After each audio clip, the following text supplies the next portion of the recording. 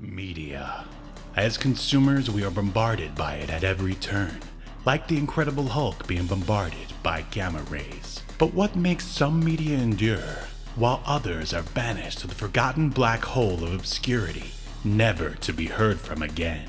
Who or what decides this? Hetero life mates Steve and Yahel want to know, and they want to know now. This is Obscurity Now.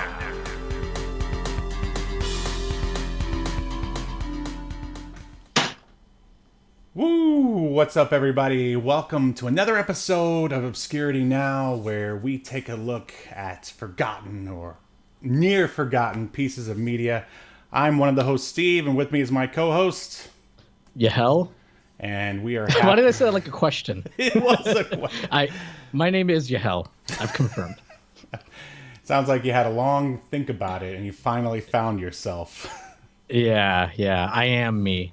Well, I care a lot that you are here and that the audience is here listening. Do you care? I care, but some of these puns might be unbearable. Oh, and we just lost everyone. But that's okay. It was worth it. Totally worth it. All right. Well, if you can't tell from our bear puns, we are going to be taking a look at the original Care Bears movie from 1985. But first, we are going to look at some hot topics. Hot topic.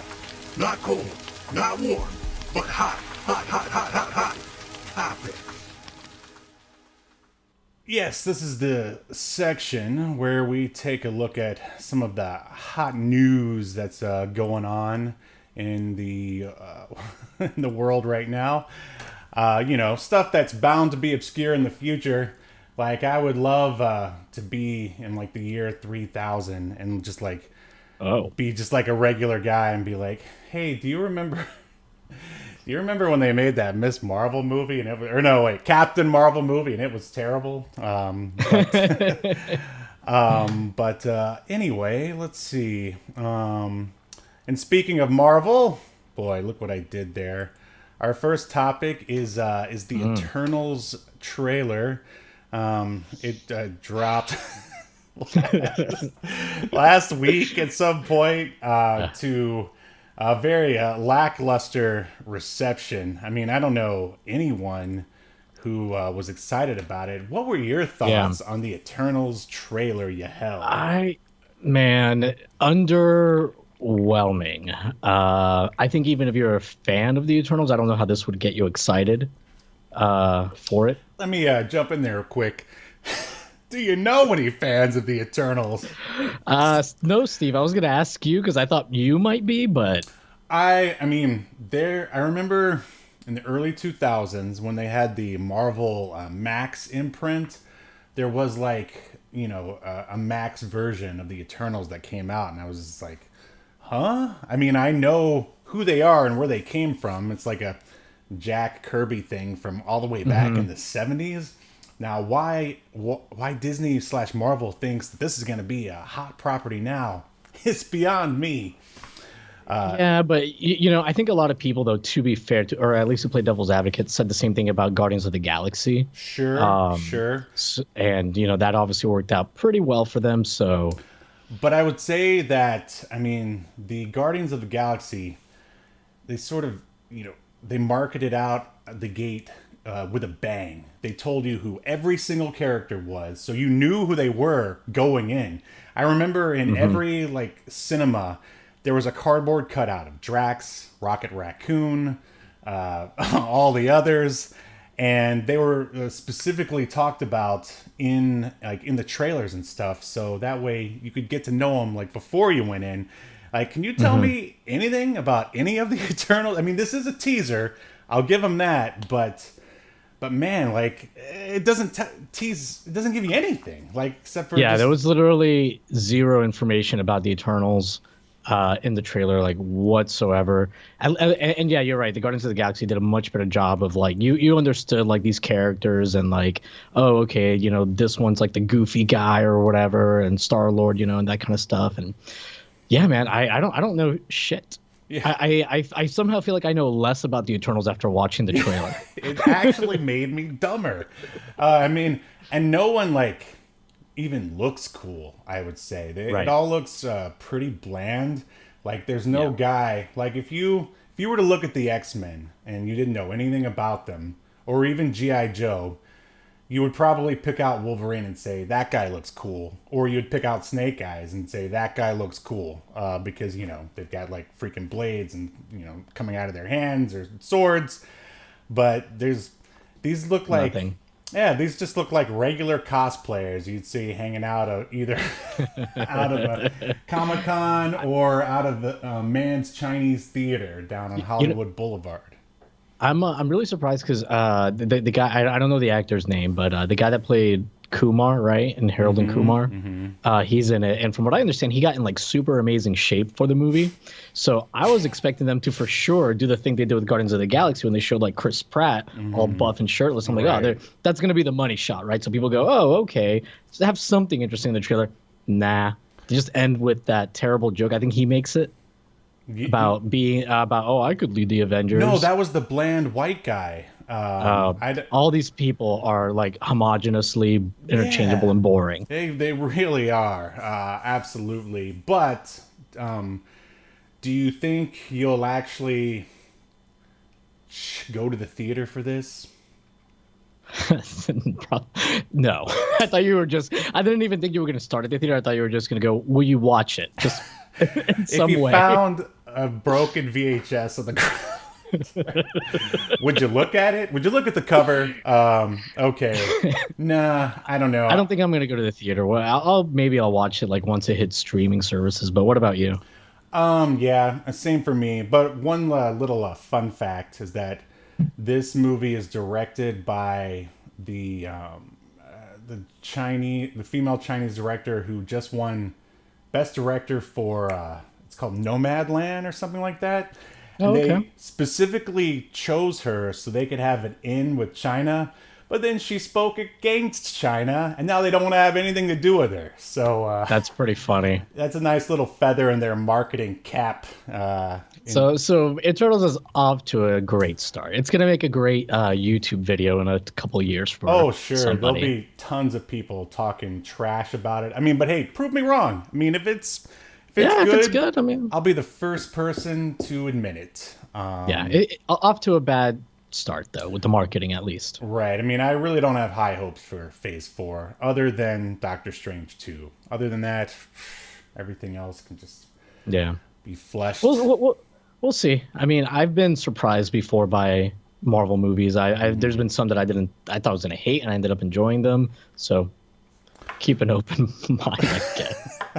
Call me now. I don't know why I thought about that. Call me now for your future movie review. Okay, next up is I don't know if anybody knows, but Amazon bought the legacy studio MGM, and now they own RoboCop and Rocky. So my question to you, Yahel, is: are you looking forward to the Rocky versus RoboCop? What I'm actually looking forward to is Jeff Bezos playing both Rocky and RoboCop. You know, Jeff Bezos could pull off RoboCop. I mean, he's already bald. Isn't he? He is bald, right? Yeah, he's bald. Yeah, he's yeah. actually in pretty good shape too. So there you go. How tall is he? Is he tall enough? He's just well, if he's standing on a stack of money, he can be as tall as you need him to be. That's right. It's like, what do you mean I'm not tall enough? Oh, Yeah, yes, yeah. sir. Right this way. Here's your RoboCop suit. Yeah. But I don't know. Is it like how does it make you feel knowing that like all of the almost all of them except for like Paramount, and maybe one other one, like all of the major Hollywood studios are all owned by like tech companies, basically. How does that make you feel, Yahel? It's definitely a little weird. I think it was inevitable, unfortunately. But I don't know if I like feel any particular way about it because there's nothing we can really do about it. Right.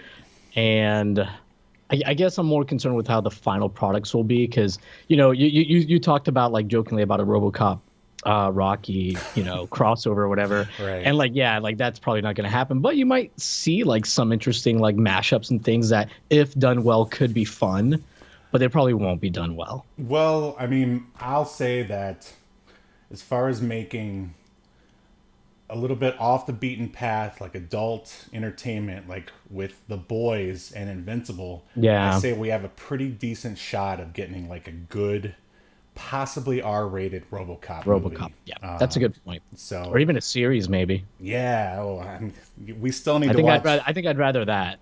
Yeah, that'd be awesome. Like HBO style or something like that, or Boys style, I guess would be the way to say it. But Yeah. And I will say, you bring up a good point because like at least Amazon has been smart enough to like say, okay, this is a property that should be made in South for mature audiences. They haven't really, at least as far as I know, tried to like soften up some of the more mature franchises they've taken up. yep, you're absolutely right. Okay, I think that's it. Let me see. Oh yes, how could I forget this? All right. The world of Highlander was rocked when it was announced that Henry Cavill has signed on to be in the Highlander remake. I think a lot of people assumed that he was going to be Connor McLeod, but it really they haven't really said one way or the other. How do you feel about this news, and how do you feel about Highlander in general? I like Highlander. I don't think I'm as huge a fan of it as you are. But I think he's a good choice. I mean, he's gonna look the part. He's really good at those kinds of parts. So yeah, I think it's a great choice. And obviously, he brings like, name recognition to a property that could sorely use it. Yeah. Well, I mean, the one thing. Aside from obviously you need a good leading guy, which he is. I think he could be good as the hero or the villain. Yeah. But like the best thing about the original Highlander movie, I mean, aside from I guess Sean Connery, was the crazy like direction. And the Queen soundtrack, of course, was the crazy like camera work that Russell Mulcahy like brought to that movie, and like just charged it with so much awesome energy. So all I'm trying to say is that I hope the new Highlander has a good director, and they don't ruin it like so many other things. Yeah. Well, I mean, Highlander's already been kind of ruined towards the end anyway, right? They ruined it themselves, yeah. So really, I mean, okay, it's a low bar. It's a low bar. It just needs to be okay to be better, basically. Man, gosh, you're right. Oh my gosh. Well, I mean, I guess there's other ways they could ruin it. But, yeah, we it don't could need... make it worse. It could always be worse. Yeah. All right. Well, I believe that's it for our hot topics, which means it's time for our feature presentation.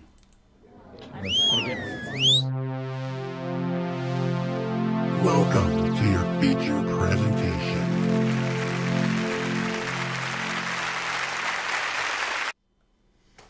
All right. Here we are in the theater. Can you speak real quick to make sure that I can Yes. hear? Okay, fantastic. All right. So, as previously stated, we two grown men in their late 30s watched the Care Bears movie, which, I mean, the Care Bears themselves, now that I've done more research, I realized that they're still around and not really all that obscure. I remember I saw some kids at the park when the park that I take my boy up to. They did indeed have a few Care Bears, but when was the last time you heard anyone talk about the original Care Bears movie? Dude, I mean, that's what's obscure. But yeah, I know that they always kind of hang around. Like every few years, they seem to get like a new show, or I want to say there was like a CG movie for the Care Bears. I think. Yeah, they were on Netflix for a bit. Yeah. Blade's not old enough for the Care Bears yet, which is why I didn't know anything about their new stuff. So we're going to go over some IMDb facts here real quick before we jump into our review. And Steve, I would argue that we're not old enough for the Care Bears. In some ways. In some ways, you're right. Okay, so for a brief synopsis, let me get my movie voice here. The Care Bears team up with a troubled brother and sister who just moved to a new town to help a neglected young sorcerer's apprentice whose evil magic book causes sinister things to happen. It was directed by Arna Silznick, who Definitely a fake name. well, during my research, I saw that he had only previously directed like a strawberry shortcake like short, and this was his first or her first feature. And this was written by Peter Sauter, and he was the head writer on Inspector Gadget. So, you know, they have a creative powerhouse steering the Care Bears movie ship here. And as far as the quote-unquote stars for the voice actors, I mean, Mickey Rooney, I guess at one point was like a massive star. I mean, I think he was a big star. Yeah, he was like basically born into acting and probably acted all the way until the day he passed away. And for the longest time while I was watching this, I thought the voice of, well, she's referred to as the Spirit. I prefer to refer her to as the green bald-headed book lady. She's like the lady from that Atari Jaguar game, Cybermorph, with the floating head. Oh, yeah. It's true. Oh, my gosh. Well, that was Jackie Burroughs. Like, as I was watching it, I thought for sure it was Eartha Kitt. You know, she played Catwoman, but I was like, that's got to be her. But no, I guess they just sort of have like a similar sort of theatrical style. Voice. Yeah. And a similar tone. For sure. And I don't know. I don't want to like take a dump on all the Care Bear voice actors, but they're all people you've never heard of. Well, I'll tell you this. I don't know if you noticed, but the guy that plays Mr. Fettuccine, you see, I did some research too. Because something about his voice, Steve, something about his voice just sounded very familiar to me. And I felt that tingle I feel, my little Trek tingle. Oh, no. So I looked to see who it was, and sure enough, the guy that plays the voice of Mr. Fettuccine, he played Dr. Bashir's father on Star Trek Deep Space Nine in a few episodes, and he's in one episode of Star Trek Voyager as an alien. So, and that is the real reason why we watched this movie, Steve. That's so awesome. Like I need to make like a sound effect for whenever you find a connection between whatever it is we're reviewing and Star Trek, because you always seem to find a way. You always seem to find a way. Life finds a way. Trek finds a way. Yeah. But you're right. Most of these people are. I mean, there's Brent Titcomb, who has. He worked in porn, you know, just like the guy from the Ultra Force and Wildcats. What was his name? Yeah. Rod Wilson. Yeah, they worked together on a few double features, if you will. Yeah. And Mr. Titcomb, very niche subgenre. Sonny, listen to this name. Sonny Beeson Thrasher was the voice of Jason. Even the middle name doesn't sound real. No. But Thrasher, man, I wish that was my last name. Dude, can you imagine introducing yourself to somebody? Oh, hey, my name's Lisa. What's your name? Sonny Thrasher. Yeah. That's like a guitar name. Yeah, probably. Yeah. He was probably born in California. Like no one is allowed to have a normal name here. Not even my son. So it's kind of like it also sounds, I don't know if you ever heard of this wrestler, and I don't mean to get sidetracked, but there was a wrestler in the 80s and I think maybe even the 90s he wrestled called Sunny Beach. That sounds very familiar. Yeah, so that's what I thought of when I saw the Sonny Thrasher guy, like his long-lost cousin or something. It's a long-lost tag team party. You put them together, they're the Beach Thrashers, whatever that is. And then there's another name, Jane Eastwood. It's like, is that Clint Eastwood's daughter? Maybe. I mean, I'm just speculating here because reading these names is kind of boring. But if you're listening and you were in the Care Bears movie, we thank you for your hard work.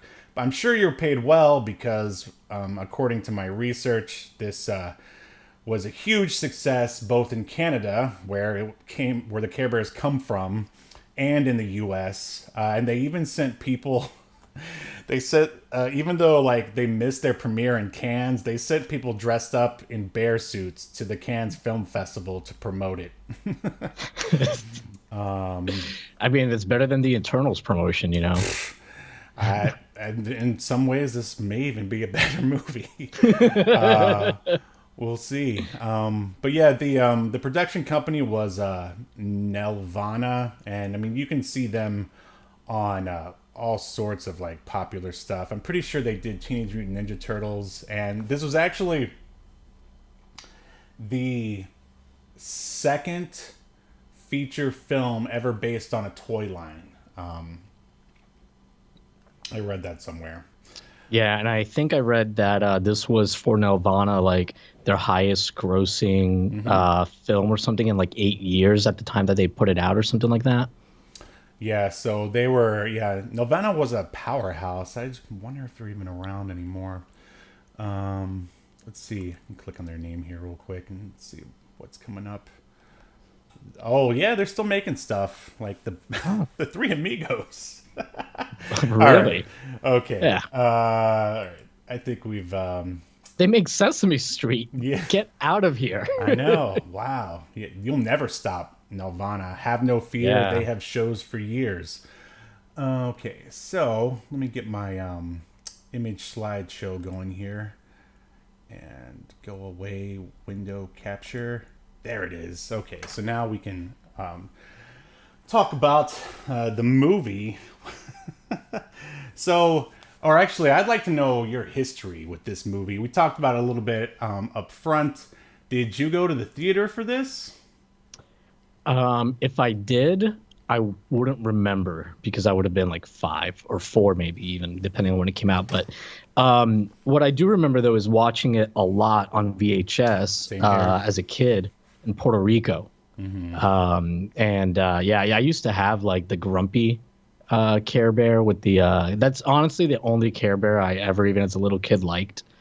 I don't know what that says about me as a small child. I mean, I was gonna ask like, well, maybe we'll save it until after the. Well, whatever. Who was your favorite from watching it back this time? Because I was almost gonna pick Grumpy as well, just because like the problem with the Care Bears is that all of them kind of sound similar and act similar. Only a few of them kind of stand out. Right. Yeah. The only ones that really kind of have different personalities is the Lionheart one, and even that's kind of a little like borderline. Grumpy, and I guess Sleepy, because is sleeping a personality? Is being lazy a personality? He's a narcoleptic. I mean, how could they? He needs to be canceled. He needs medical treatment. I mean, that's just looking bad for the narcoleptics. Yeah, same here. VHS tape that we wore out. I mean, who knows? It probably even still worked by the time we stopped watching it. I think my mom bought it from some video store that was going out of business. And yeah, I had Good Luck Bear, the one with the 4-leaf clover on his belly. And I think that probably had to do with the fact that my dad was a really big Boston Celtics fan, and he probably just saw it, and that way he killed 2 birds with 1 stone. Do you think I'm actually really surprised they didn't give him like a stereotypical Irish that would have been so well. I mean, it wouldn't have been good, but at least it would have been different. I mean, and if you were to go back to that IMDb that we were looking at, a lot of the bears are just voiced by the same person, so that's why they sound alike. Yeah, I think Titcomb did a lot of them because he's only gets like credited for additional voices. Right, indeed. But so yeah, like I don't know about you, but this was my first time watching any Care Bear stuff, probably since the 80s. Oh, really? I would imagine. No, I used to watch the cartoon. Oh yeah, I mean, in the 80s probably, maybe early 90s. I watched the cartoon also, I'll admit that. But I mean, up until what age, like, did you stop watching? I couldn't pinpoint it. I'm just saying. It's been like, I don't think. Sorry, go ahead. I was just saying it's been like probably 20 years since I watched any Care Bear anything. Yeah, it might even be a little longer for me because I don't think I watched any Care Bear stuff once we moved to the United States. But that's not true because the Care Bears movie used to run on like HBO and And other the cable Disney channels Channel. sometimes. Yep, So absolutely. and sometimes I would watch it, but yeah, like I don't know. I'm sure by the time I was like 9 or 10, I was not watching the Care Bears because they're so like sugary sweet and devoid of personality that I don't see how it could like retain most kids' interest past 8 or 9. Right. And yeah, that was one thing that, I don't know, I almost felt worked in the films for the film is the fact that, like, it was very kind of mellow, almost. When you go see, like, a Disney movie, everyone's always up in your face, like, singing and yelling and having crazy voices. But the Care Bears movie is everyone's, they just sort of kind of talk like this, and oh no, and I guess as an adult, I kind of appreciated that. I was just surprised that I wasn't annoyed, is what I'm trying to say.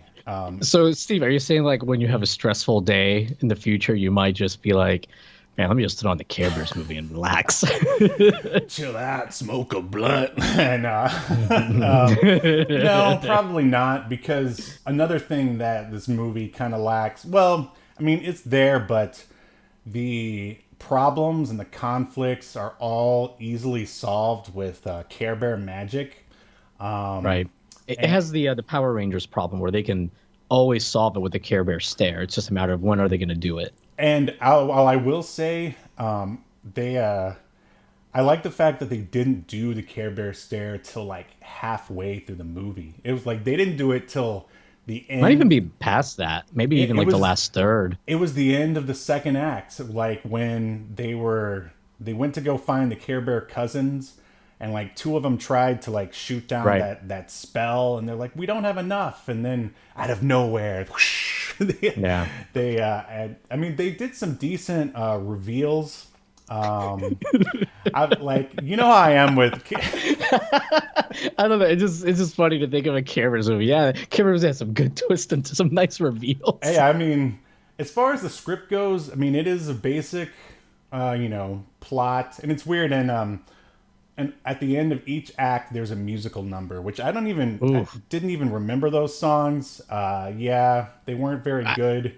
The song, Steve, fucking awful.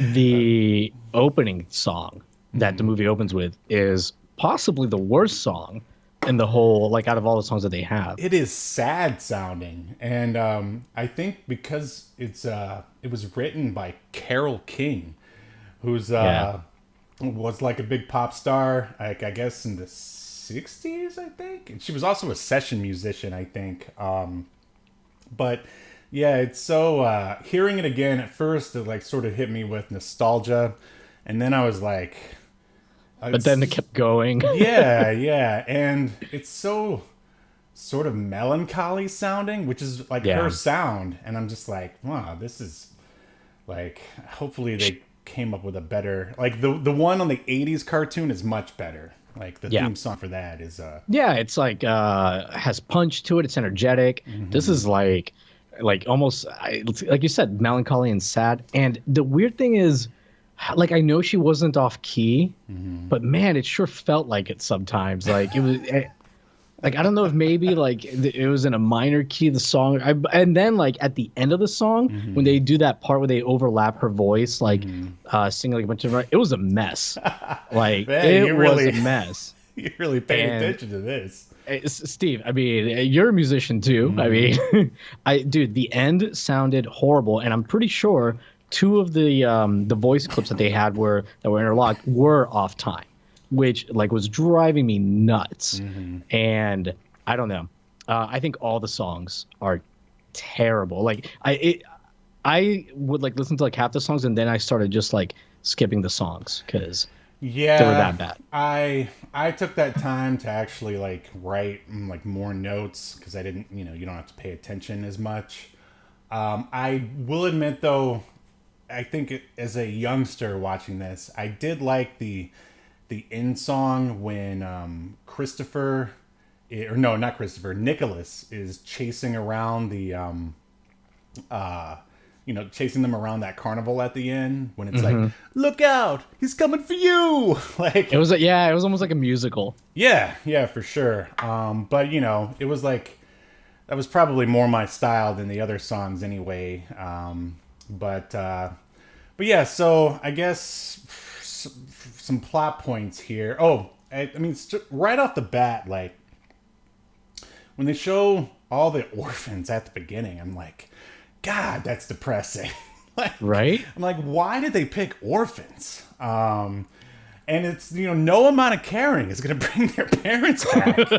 Like, and then I also forgot that they sort of pulled a Princess Bride, and there's a guy, who's actually narrating the story.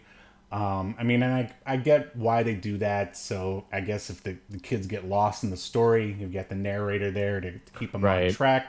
So he tells the story to the orphans about these other two orphans, and their names were, do you remember their names? Nicholas. No, Nicholas was the magician guy. Yeah. Man, I don't remember the orphans' Okay, names. well, brother and sister, and they had lost their parents and basically had a bad attitude towards the world.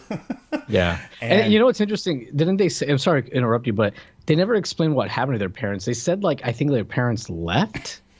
Yeah, of course, I guess they're not going to go in too much detail there. But I mean, I'd say they have a right to be angry at the world. But yeah, they had motivation, at least, that made sense. I mean, sure. I mean, but I was thinking, like, if they wanted to have more like relatable kids in the film, they should have gone the route, I guess, that a lot of other sort of family films did in the 80s, almost kind of like a Home Alone, where Kevin basically has like an argument with his mom and decides he doesn't like his family, and then at the end he realizes that he loves her. Like, they could have done that with this. The Care Bears could have been like, your mom like punished you because she cares about you, that sort of thing. I mean, but I think back to when I was, I don't know, however old, watching this. I mean, of course, I didn't even think twice. I'm like, okay, they're orphans. All right, let's go. Let's see where this story's going. Like, so, I mean, I guess. Yeah, I agree. I think it's an odd choice, but like you said, I mean, as a little kid, you probably don't really care. Nope. But at least it gave them motivation to not want friends, because their whole thing is like, hey, last time we cared about somebody a lot, they left us, or they were murdered in front of them. We don't know what happened. What would have been great, Steve, was like if their parents had been mauled by a bear. Oh, they have to learn to trust bears again. Oh, now you're talking. That'll be an now hour. They really have motivation to get to not be friends with these bears. In fact, they could have like tried to kill the bears. Yep, I can already see our production coming together now. A Velazquez Honeycutt joint. The Obscurity Now reimagining of the Care Bears, but it's pretty brilliant. So yeah, Go ahead. Sorry. So yeah, the Care Bears show up, and another thing, of course, like, in 2021, it's easy to look back and make fun of this stuff, and the Care Bears show up. The kids seem to have no problem with the fact that there's a walking, talking bear Right. in front of them. And even worse, I think it's Tenderheart is the bear. He knows their names and knows everything about them. Like, that's, and they're just like, how do you know everything about us? It's like, because friends are supposed to. And it's like, yeah, creepy. it's really weird, because like not only does he know things about them, but he like says, how do you know my name? And then Tenderheart replies with, we know lots of things about you. I know, my God. And then it's funny because when they go up to Care-a-Lot, you find out why, because they have that computer. So they were Yeah. able to hack into everybody who had a computer in the 80s, which is like 3 people in America at Right. least. And that's how they find out everything. Of course, that computer was broken the whole time during the movie. But Well, I think that computer was just only to teleport because they built like again another Star Trek reference. They built transporters. I wrote that down there for you. I'm like, Yell's gonna love this. But okay, so anyway, they convinced them to go to Carolot, and then we jump over to Nicholas. Oh wait, no, they don't convince them to go to Carolot. They get beamed to Carolot inadvertently by the two little baby Care Bears. They start playing with the teleporting machine. Oh, right. So it was man. There's a lot of like accidents in this plot. Coincidence, I guess, is the word to use. But yeah, I mean, I guess those 2 orphans are like the chosen one because, I mean, as the movie progresses, like, you know, Nick and the Spirit, man, they want them so bad. But yeah, you're right. I'm glad someone paid attention to this movie. I watched it today so that it would be fresh. Oh, very nice, very nice. So yeah, so they get beamed to Carolot, and then we see Nicholas, who I feel is kind of like a metaphor or maybe a representative of like today's interns, except for instead of working in the corporate world, he works for Mr. Fettuccine, the magician, who treats him like trash, as you know most interns and I guess apprentices do. And again, I mean, looking at like that, I guess Carnival and the whole magician thing in 2021, I'm like that seems just so old, like almost medieval. Like they're in like that weird like covered wagon where Mr. Fettuccine lives. It's very carny too. I think you mentioned something about carnies earlier. Yeah. And but again, as an 8-year-old or whatever, you know, you go with it. You just assume that there's, you know, kids out there trying to be magicians. And I guess Nicholas doesn't have any parents either, I guess, because he's supposed to be like he's obviously like maybe a teen, maybe. Mm-hmm. Yeah, they weren't really clear on what's going on with his parents. I mean, like if you really wanted to create a dark backstory, maybe his parents sold him to Mr. Fettuccine or to the carnival. Maybe Mr. Fettuccine made his parents disappear. Who knows? Oh man, I'm so glad you're back. Doing the show by myself was really weird. Yeah. But yeah, hold on. Let me open this thing real quick here. Oh shoot. Yeah. So okay, Mr. Fettuccine goes and does whatever in another part of the covered wagon. Yeah. And so Nicholas is supposed to put away some trunk, and it knocks over and it breaks. And inside is this magical book, and it starts talking to Nicholas, and it's convincing him. He says that basically I can make you an even better magician than him. All you have to do is open the key. Or open the book, and then she makes the key herself, which I don't know, like I felt like the key should have been something that like he would have had to like go and find himself to like, you know, prove that he really wanted it. But I guess they were really trying to move it along here, and like what's the point of even having a lock if you can make your own key? Yeah, that didn't make a whole lot of sense. I have another problem with the key too. Is not to skip ahead too much, but you know, eventually, like I think it's Tenderheart keeps making this big deal about to one of the orphans. You need to keep this key. You need to keep it safe because without it, we can't solve this problem. He never explains, by the way, why really he needs the key. Just that he needs to keep it. And Tenderheart was there, so I guess he knows. But anyways, then the weird thing is the book at the end just like makes the key disappear when they're going to use it to lock it up. And then fucking the secret bear just makes a key come out of his belly anyways, and then they use that key. So I guess it wasn't important for him to keep the key. Yeah, I mean, it undid a lot of what they did at the beginning. I mean, Care Bear magic is basically a Deus ex machina, or a perfect machine that's a solution to like all problems. Like Nicholas could have become the most powerful like sorcerer in the entire world, and then some Care Bear we wouldn't have seen at the beginning would show up and like I don't know, Gun Bear, and like make a gun, and then they'll shoot Nicholas, and then bam. Yeah. Ever since the NRA started funding the Care Bears, it's just gotten out of control, man. NRA Bear, yeah, Florida Bear they call them. But yeah, no, I mean, I was gonna say, like, I was like, what is the purpose of that? Because like I always felt like they were always trying not to really build like too much suspense.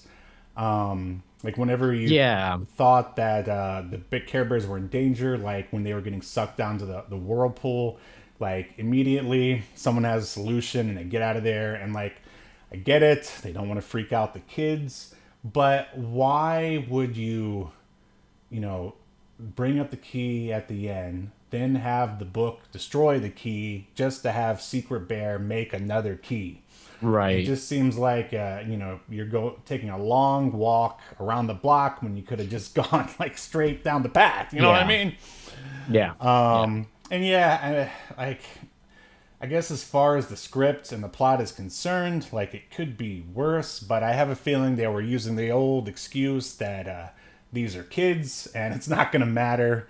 And I mean, again, 6-year-old me didn't notice any of these problems, but here in 2021, Obscurity now, we're here to root out all the problems with Care Bears. But yeah, so yeah, the kid starts making spells, reading the spells from the book that the talking head is making him do or telling him to do. Then he like makes Mr. Fettuccine fall asleep, and then he takes over his magic show. Mm-hmm. But then the kids in the audience, his audience is only full of kids, which is odd, but they laugh at him. So then the spell lady is like, oh, okay, read these spells, teach them a lesson. So I guess she knew that this was going to happen. This evil spirit knew that it was going to go bad. Mm-hmm. And that was like her way of like coercing him or getting him to turn to the dark side. Right.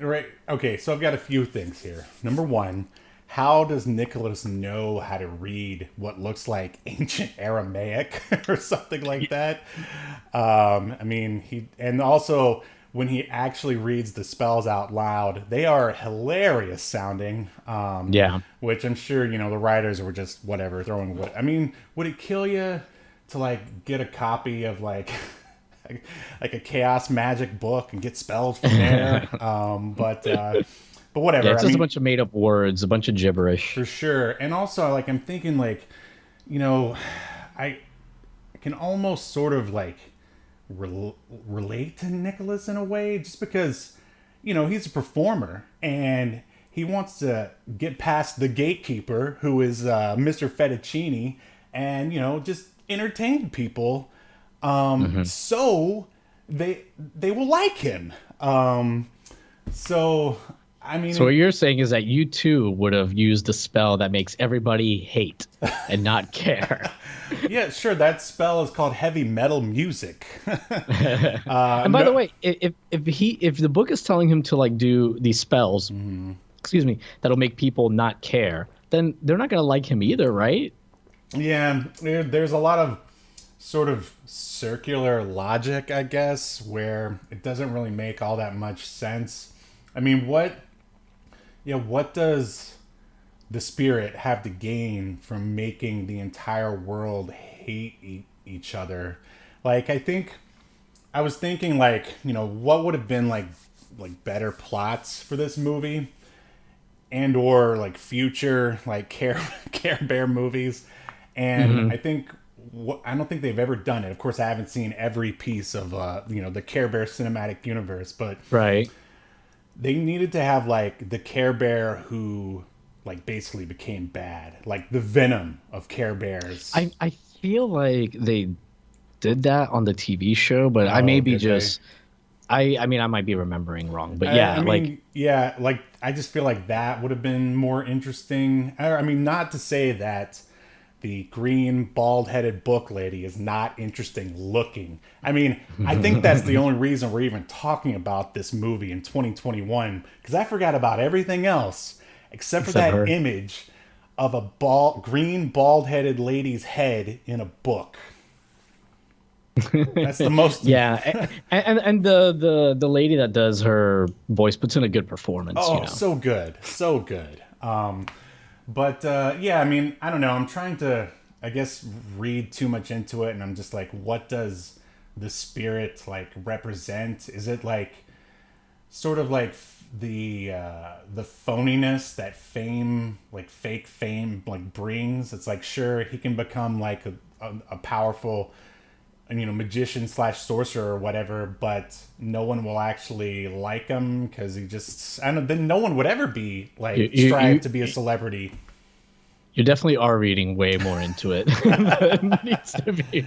I mean, this was written by the head writer of Inspector Gadget. I mean, come on, there's got to be layers there. Man, if only it had half the complexities of Inspector Gadget. Go Gadget, green head in the book.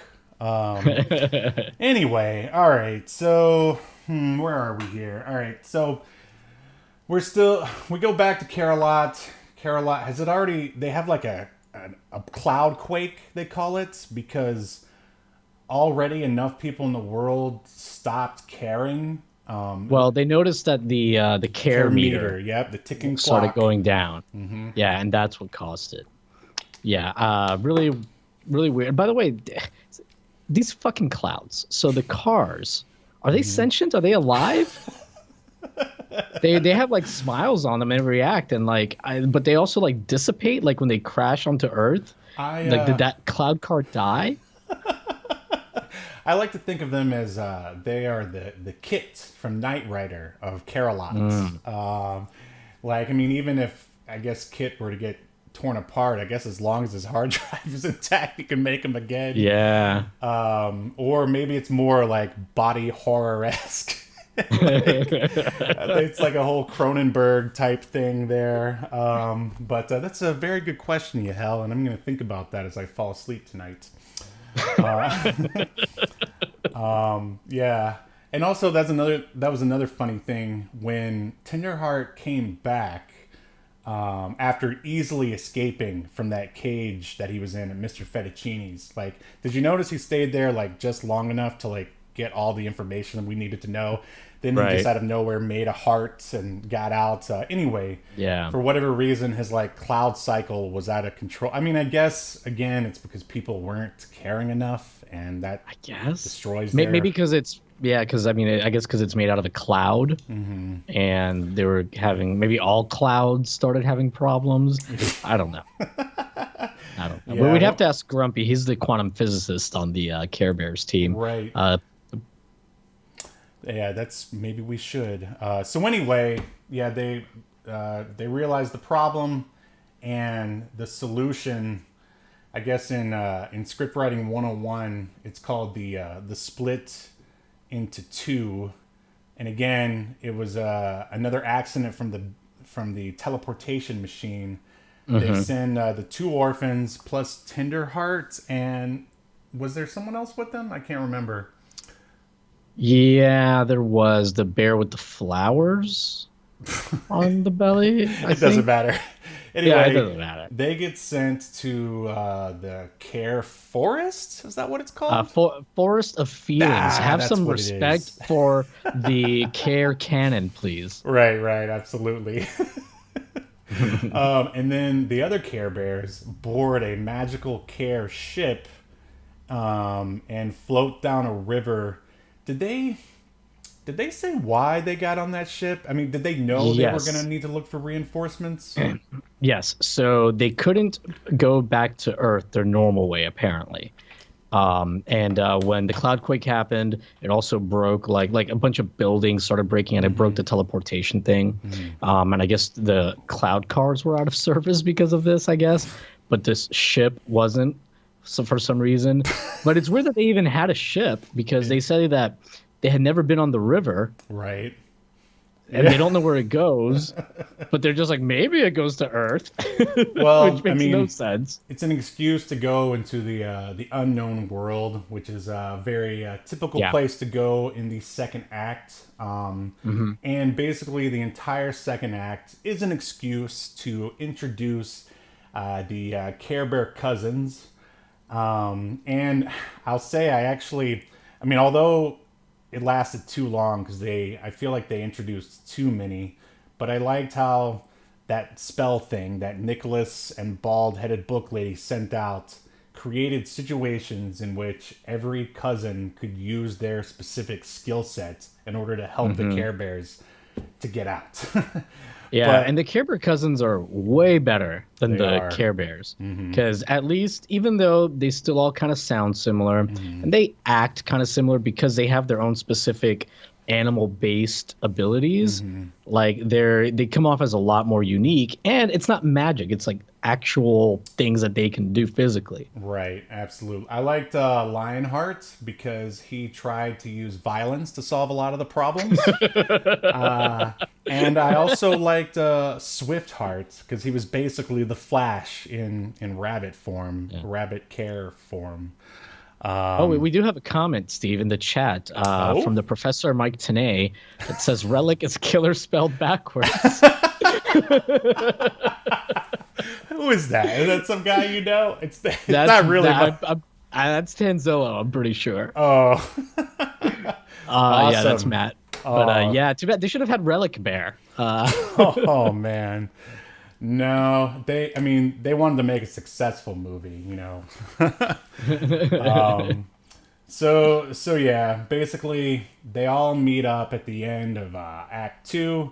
The newly deputized Care Bear cousins, plus the orphans, Tenderheart, and all the other Care Bears that were on the ship. Of course, there were still a few that stayed back to fix the teleporter. I guess it was Good Luck Bear and Grumpy who stayed back. Now, how can you? That makes them right. The teleporting guy in Star Trek.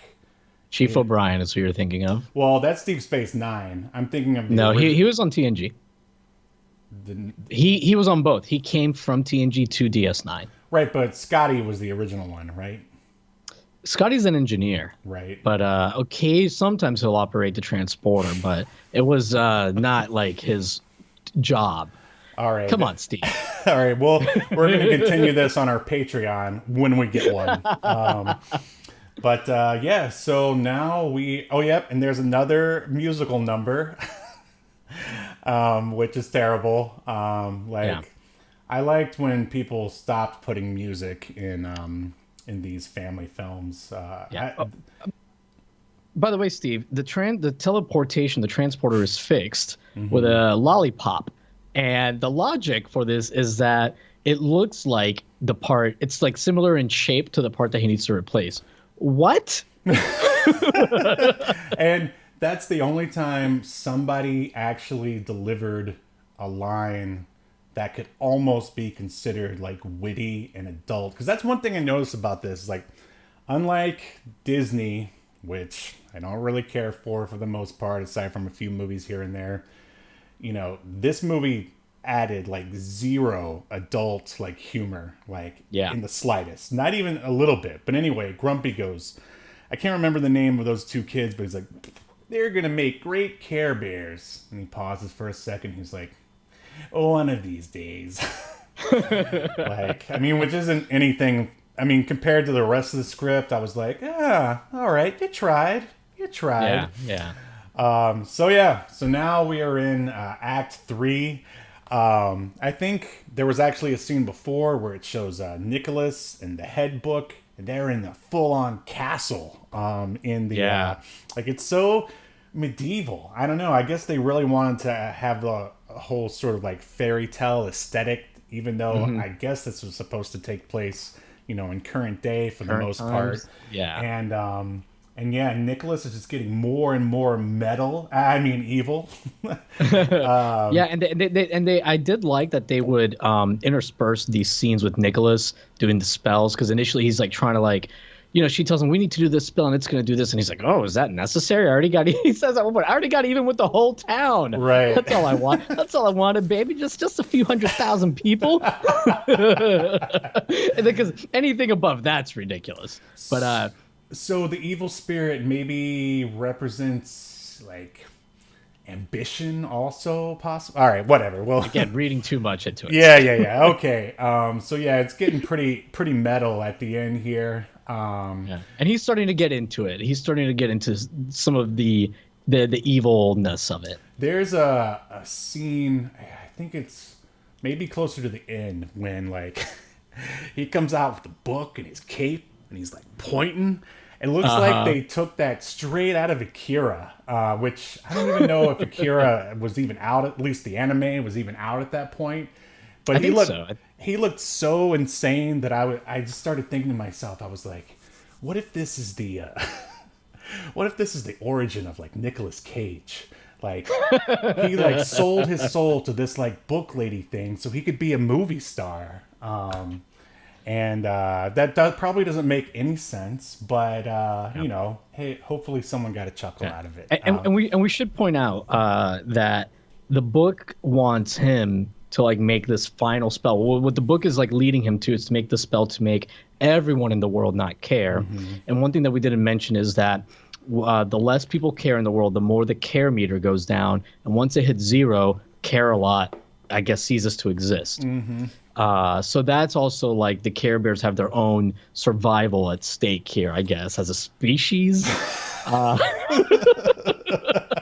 I would love, like, it would be pretty hardcore. I mean, they already have like a book with a head in it. I mean, they could have had like tender heart. Oh no, I'm like starting to not exist and like turning opaque or whatever. But then at the end, the two orphans, they come up and do their spiel to Nicholas and but whatever, that didn't happen because again they were aiming this for kids and keeping it not too in your face. Although they did have a head in a book. And I will say, I thought like, we're at the part where like Nicholas, like you said, he's got that cape and he's trying to get he's walking around the amusement park or whatever the hell it is, getting the final ingredients he needs for the last big spell. And I love that they showed like other kids there, like, because like now that they don't care, they're all evil. Yeah. So they're like just breaking stuff, like like vandalizing stuff. And I was just like, wait, is this the beginning of the Purge universe? Is this a hidden sequel? Like basically that's what Nicholas is doing. He's causing the Purge, right? Where, like nobody cares and yeah. I don't know. I think it's the beginning. It's actually a metaphor for Reaganomics. But more on that later. I always the scene when the Care Bears are converging on Nicholas, and they're all running around and stuff, and he's trying to zap him, like he's like full on sorcerer, like shooting projectiles out of his fingers, like he could be Doctor Strange, like almost. And at this point he's like basically trying to take over the world. He's like pretty much like possessed by this like evil spirit. All because he didn't have a friend. And he's trying to like kill now these Care Bears essentially, right? He's trying to commit Care Bear genocide actually. So that's what like I remember from this movie was like, man, this is kind of dark at the end. Oh, that scene when Swift-Heart like he trips and like falls in a trash can lid. And he like puts out his finger, and I'm like, 6-year-old me, I was just like, oh my god, is Swift-Heart done for? But he finds the final, ingredient to the spell. He could have done both. He could have, turned him into a nice roast rabbit and taken the bubble gum. Maybe in the uncut version. Also, I think Snyder cut. Yeah, Snyder cut of the original Care Bears, absolutely. And so, he finds his final ingredient. I would also think that, like, he would have had minions to find these at this point. But, I mean, there's already so many characters just because there's so many freaking Care Bears to begin with that I mean, I can understand why they would want to keep it short and just be him and old Baldy. Yeah, because I mean, the point of this movie, in my view, is to introduce the Care Bear cousins so that they can sell more Care Bear toys. Right, for sure. And yeah, so spoiler alert, they show up at the end. They try to do the old Care Bear stare on Nicholas, but he was too powerful. But our orphans from the beginning, it's really unfortunate, I can't remember their names. They come and, based on not knowing anything about Nicholas other than the fact that he is an evil or has become an evil sorcerer, say, we were once like you, but and then we realized people cared, and by people, I guess the Care Bears count as people. And, we want to be your friend. And he, I guess, realizes that they're right. And so he closes the book. And as Yahel said before, the boy orphan, the Borphin, who's been holding the key the whole time, that tender heart, I mean, he laid down the law. He was like, take this key. If you lose it, we are fucked. Like, I mean, that's basically. Yeah. And it's like 2 or 3 times that he tells him this. And he was like, you can... Oh, by the way, Steve, there is a comment that I just wanted to point out that that said, are the Care Bears cannibalistic if they get really hungry? I just assume they only eat candy. They're probably vegan candy. Vegan? Well, I guess the Care Bears nowadays, I'd say that they're probably all about that. That's a good question, whoever you are. Thanks for watching. That is Smoke listening. Monster, yeah. It's got a good channel, actually. Oh, cool. We'll have to check it out. But anyway, sorry, Steve. I didn't mean to cut you off. Yeah, no problem. Hey, I'm just glad people are out there in our chat. That's awesome. So they start... Orphan Boy is like, you can count on me. And then he takes out the key at the end. He goes to put it inside the book lock. Yeah. And they're holding the book closed. They're barely able to keep the book closed by hand, so they gotta lock it. Yeah. And he comes to do it, and then what does the book lady do? Just makes the key disappear, like it was nothing. And then, in a very anticlimactic way, I mean, I'm sure, I guess if you were a first-time viewer, you'd be like, oh my God, they're screwed. What are they gonna do now? No problem. Secret Bear shows up. He or she hasn't done anything the entire film. Just makes a key, and they lock it up, and makes a key. Yep, that's that.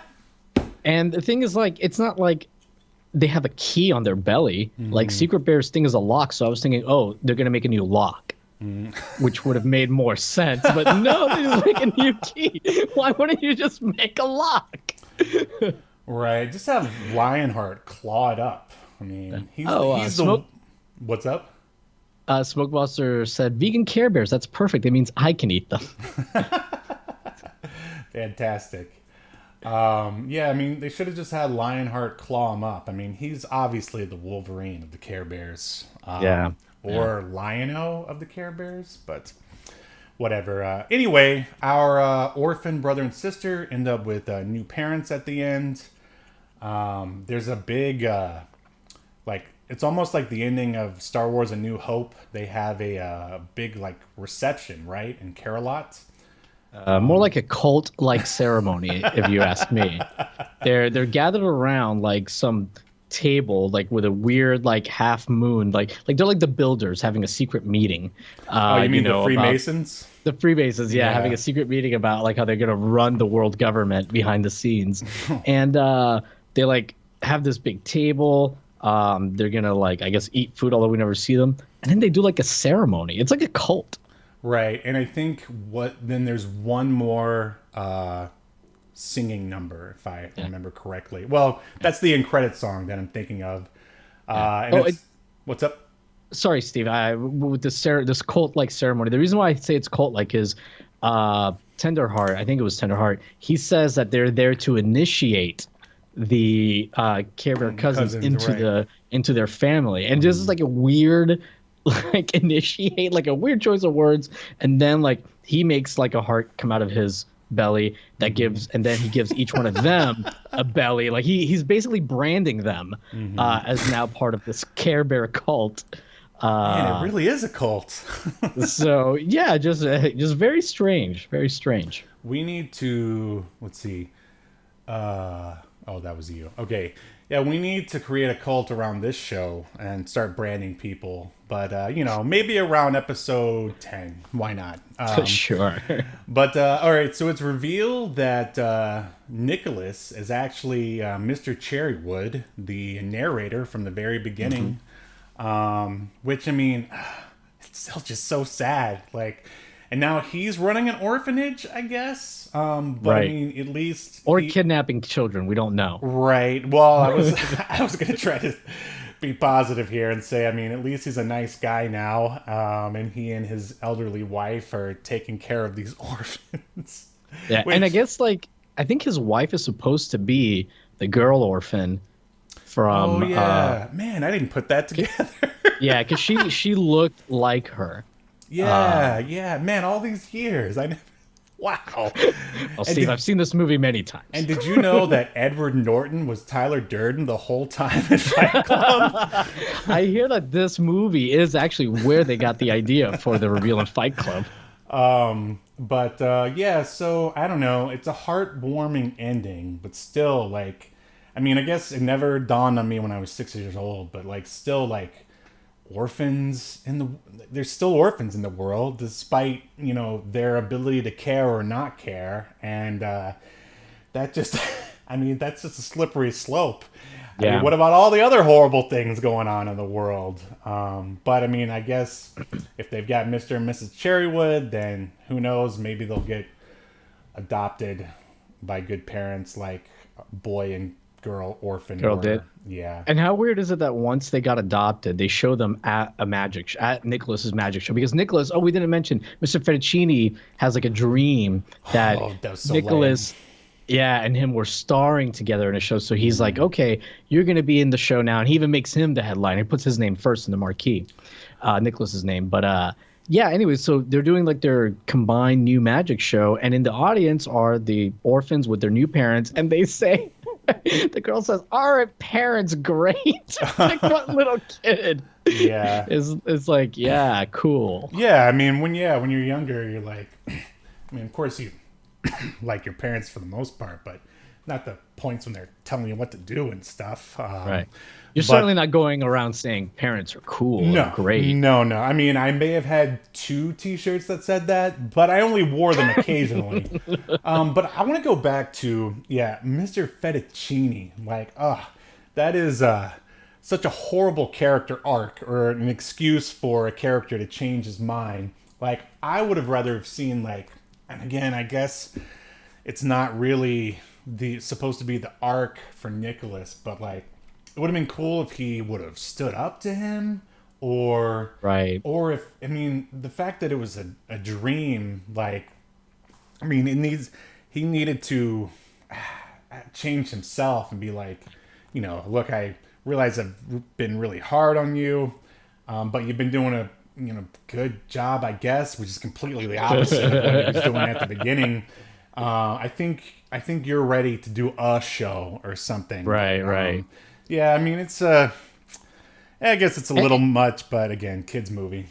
Yeah, and if he can change his mind with having a dream, like what if his next dream is about him firing Nick? Like it's I had a wonderful dream that I was purchasing prostitutes. I'm gonna go out and purchase some right now. Like, yeah, I mean, does he always act like on his dreams? Like, that's pretty lazy writing when you get right down to it.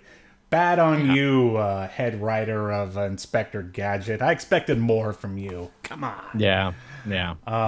But so I guess that wraps it up for the Care Bears. Anything else you wanted to add about the movie? No. I think we covered like all of the important plot points. What did you overall think of the movie? Well, as I said, I mean, I was surprised I wasn't annoyed as I thought I was going to be by it. They're like the voice performances are pretty. I don't know. They keep it pretty mellow, I guess. So it like didn't like kill my ears or anything like that.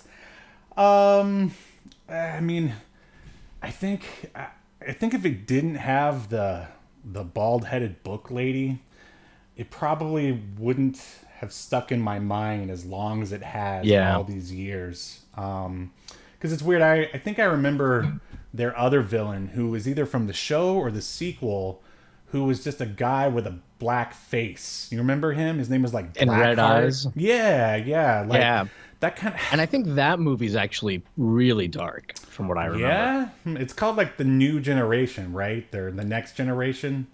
That's Star Trek. No, I'm serious. It's called Care Bears: The Next Generation, the sequel. But yeah, like I don't know. I guess it's this like metal or medieval like imagery. I guess at first could seem like traumatizing, but it really like stuck with me all these years. But yeah, the music was pretty meh. That was the one thing I found annoying. Was the music.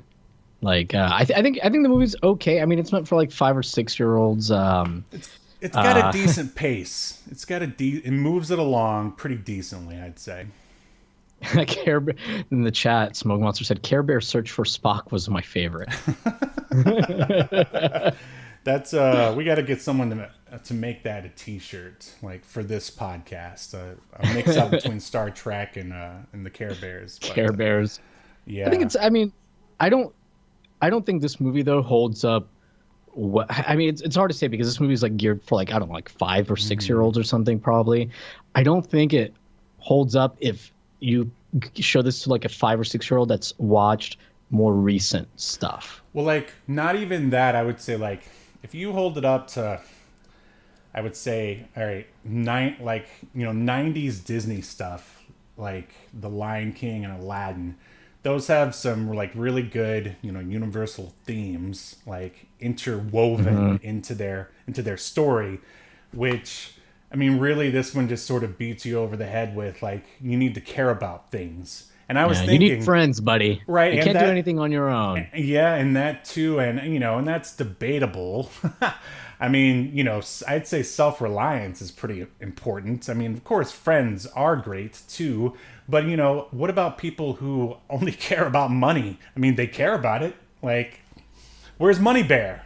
Like, it's like, and what about the guy who only cares about his corporation and like no one else? But I don't know. Maybe I'm reading too much into it. Well, I plan on testing this theory. I guess. Let's see. Blade turns 2 next month. So in maybe 2 to 3 more years, I will play him this movie, see what he thinks about it. Because I can tell you right now, there's no way he could sit through it. He's too fidgety. Yeah. Oh, and somebody else in the chat here, Chris Perry. Hey, Chris. Recognize him from. He's a subscriber to my channel and a fellow Florida man like myself. Sweet. I'm a former Florida man. And I guess he's also has something in common with Gun Bear, who, as we know, is also from Florida. Thanks for hanging out, Chris. But yeah, man, like I totally agree with you. This movie, I don't know. It's not like terrible, but also I thought it was a little more interesting. Mm-hmm. But I think I might have confused some of it maybe with the sequel, which I remember is a little bit more complicated, I think. But yeah, it's a movie. I think it's probably like a good sort of middle of the road like family film that I would say probably doesn't stand the test of time. Yeah, definitely. I would say does not stand the test of time. But I don't know. I wouldn't mind if I was into tattoos. I wouldn't mind having the bald book lady as a tattoo on my. People would think that she's the lady from the Cybermorph. I think it's the name of the game. The Atari Jaguar game. The Where Did You Learn to Fly lady. There she is, because that's what she looks like to me. Right, for sure. Okay, well, I think we can close the book on Care Bears. No one ever needs to watch the movie ever again. No, I mean, check it out. Why not? And Don't. I mean, it's worth it just for the performance of bald-headed book lady. I'll say that. Yeah, she's pretty good. Yeah, And it's short. It's like an hour and 15, 20 minutes or something. for sure. So we'll jump into our next segment and then we'll wrap it up. What on earth have you been working on? It's time for Project Report. So, buddy, how's your video going? It's going pretty good. The Super Mario Kart video, I refilmed all of my on-camera scenes because I wasn't happy with them. So that kind of slowed things down a little bit. But I just wasn't happy with my takes on it. So, and yeah, just wanted to redo it. So I did. But yeah, I'm pretty close to finished. I've got like about a page and a half to do. I probably would have already been finished had I not refilmed that stuff because I'm in some of the 3D scenes in the on-camera stuff, so I had to like re-render those 3D scenes, and when you were that in takes those forever. when you were in those scenes, did you see like Tron in there? Was he in Yes, there? I saw and the Jeff the lawnmower Bridges. man, Yes. Jeff Fahey, the two Jeffs of the virtual world. Yes, and Bruce Boxleitner, isn't he in Yeah, Tron? that's true. Oh wow, Captain Commander Sheridan. you know your stuff. Babylon We 5. should do a podcast together someday.